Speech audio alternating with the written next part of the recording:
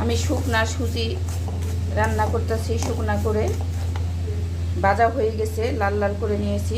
এখন আমি পানি দিব।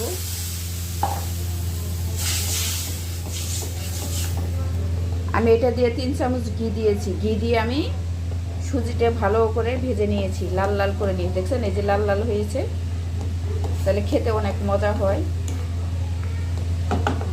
শেষ পর্যন্ত দেখতে থাকবেন।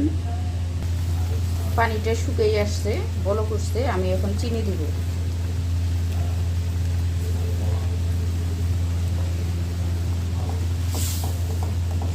আমি অল্প করে আদা টুকরা তেজপাতা দিয়ে নিয়েছি।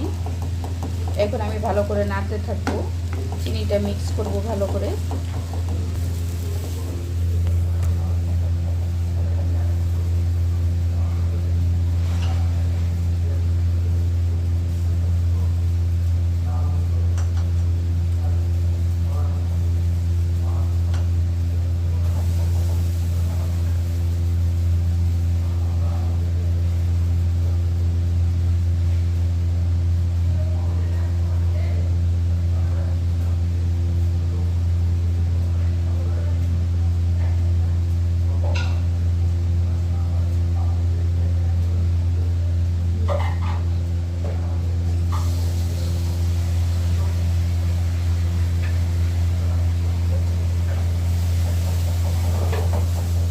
ওদিকে মুছে আসবা একবার, ই করে যে বাথরুম বুথরুম সব একের মুছে আসবা, ঠিক আছে?